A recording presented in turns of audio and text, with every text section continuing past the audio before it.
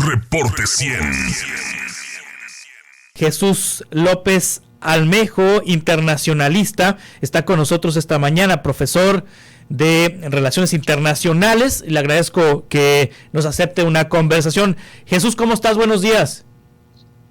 Hola, muy buenos días, Juan Carlos. Muy bien, muy contento de estar con ustedes. Ayúdanos a entender qué pasó en Argentina el fin de semana, que hay personas que están celebrando, que están emocionadas, que están, como Lili Telles, por ejemplo, senadora de Sonora, por cierto, y hay personas que están aterradas, que ven en este personaje, Javier Milei, un riesgo de que los ultraderechistas ganen terreno en Latinoamérica. ¿Pero qué pasó, Jesús López Almejo? Mira, hay un en Argentina que se llama paso presidencial. Se puede entender como las de diferentes partidos compiten, o más bien diferentes candidatos de los partidos compiten para elegir a quien les va a ir representando en la primera vuelta. En este caso sería hasta octubre de este año. Sí. En ese contexto aparece ya el fenómeno de Javier Milei, una especie o un equivalente aquí en México de Gabriel Cuadri, de Eduardo Verástegui o de Gilberto Lozano de Frena. Sí. Sería ese el equivalente. Aventajó a las dos grandes coaliciones que se disputan el poder político hace más de 20 años. Por un lado, me refiero a la gente del expresidente Macri, Juntos por el Cambio, que ahora estaba representada por una exministra de Seguridad justamente de la época de Macri, en donde partidos como Propuesta Republicana o la Unión Cívica Radical y la Coalición Cívica, que también son de derecha, se habían unido. Estos habían dominado la escena política en tiempos de Macri. Entonces Patricia Bullrich también es de derecha. Ella sería el equivalente, más o menos, ¿no?, ahí a Beatriz Paredes, ¿no?, tipo Xochitl Gálvez, o sea, derecha, lo que se autodenominan ellos como la derecha institucional. Y también superó, ya alcanzó el 28% de votación, sí. 2 puntos porcentuales menos que Javier Milei. Y luego también, pues derrotaron a la Unión por la Patria, de Alberto Fernández y de Cristina Fernández de Kirchner, el actual presidente, y la actual vicepresidenta, que pues apoyaban a Sergio Massa, que es el actual ministro de Economía. Él sería como el equivalente a Marcelo Ebrard, más o menos ese sería el referente con México. Él sacó 27.27%, entonces en realidad no es que ni Massa ni Bullrich estén tan lejos de Javier Milei en el terreno electoral, y también considerando que hubo un alto abstencionismo. No había habido una abstención tan alta en los últimos 12 o 13 años en este proceso de las PASO presidenciales, pero sí te habla de que Javier Milei pasó de ser, en teoría, un loquito del que todo el mundo se reía, a sacar 7 o más de 7 millones de votos de un pueblo pues que está bastante harto, está bastante cansado. Para que te des una idea, si lo ponemos en números, Juan Carlos, estamos hablando de que la inflación interanual en Argentina está encima del 115%. Sí. Hay más de 10 tipos de cambio y hay también un 40% de argentinos en pobreza extrema, que ganan menos de $2 al día. Esto, pues ha generado un desencanto con la derecha macrista, pero también un desencanto con la izquierda que representó Alberto Fernández, a quien de cariño le decimos Albertibio, porque prácticamente intentó quedar bien con todas las fuerzas políticas y al final difícilmente pudo sacar una plataforma que se tradujera en un beneficio material para la gente de pie. Nada más con esto cierro. Para la gente que nos está escuchando, una inflación bien manejada ronda entre los 2.8 y 3.2%. En Argentina, repito, la inflación es de 115%, es decir, un desastre total, Juan Carlos. Sí, por eso a quien le calificaban como loquito está teniendo el respaldo de los electores argentinos. ¿Quién es Javier Milei? Mira, es un legislador de ideas radicales.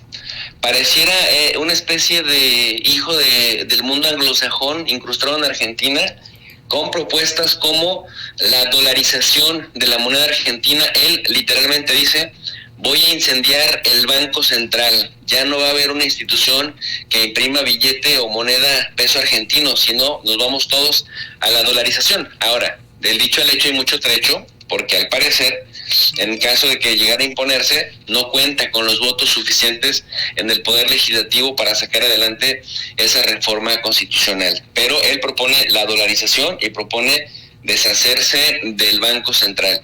Es un individuo que dice que la educación no es un derecho, que si la gente, ya sea pobre o rica, quiere estudiar, tiene que pagar, porque alguien paga y no va a ser el Estado. Quiere reducir el papel del Estado y dejarlo como mero espectador que le provea seguridad a las fuerzas del mercado. Por eso le llaman también anarcocapitalista. Es decir, no narco, anarcocapitalista, es decir, un capitalismo anárquico que solo se autorregule. Y bueno, entre esos, la venta de órganos, entre ellos también que las diferentes empresas sean las que terminen por definir los precios de diferentes productos en el mercado. Entonces estamos hablando de una versión neoliberal como la de Carlos Saúl Menem, pero sin las tablas de Menem, que al final también resultó en el gran fiasco del año 2001, que hizo que Argentina quebrara. El tema de Javier Milei es que al mismo tiempo que se autodefine como libertario, es decir, libertad ante todo, pero la libertad entendida como la desaparición del Estado de la vida pública casi en su totalidad, y digo casi en su totalidad porque al Estado nada más le da, decíamos, la figura de regulador, muy apoyado por una derecha argentina que ha estado muy activa en toda América Latina, apoyando, por ejemplo, a Keiko Fujimori en Perú, a Guillermo Lasso en Ecuador, a pues diferentes personajes de la política en países como Honduras o Colombia o Costa Rica o Panamá, y que en este momento, bueno, pues están viendo también materializado el sueño de su activismo en Argentina, porque bueno, hace un año, por ejemplo, no pintaba a Javier Milei como una opción política seria. Y hay un dato curioso: en Argentina generalmente quien encabeza las PASO presidenciales, es decir, las primarias, termina por pasar al balotaje. Es decir, en Argentina, si en las presidenciales, si en la primera vuelta presidencial, que sería en octubre, ningún candidato logra más del 50% más uno y tener más de 10% de diferencia frente al segundo perseguidor, entonces se hace segunda vuelta, en donde solo compiten o se enfrentan los dos personajes que más hayan sacado votos. Y en eso se define, digamos, en la segunda vuelta quién es presidente. Casi todos, o en realidad todos los que han ganado las PASO presidenciales han terminado compitiendo en la segunda vuelta. No todos han sido presidentes, pero eso te habla de que sí tiene una importante oportunidad de convertirse en presidente un personaje como Gabriel Cuadri o como Gilberto Lozano, pero de Argentina, Juan Carlos. Sí, ¿qué relación tiene con Donald Trump, Javier Milei? Pues es la opción que apoyan, es decir, es lo que están coordinados.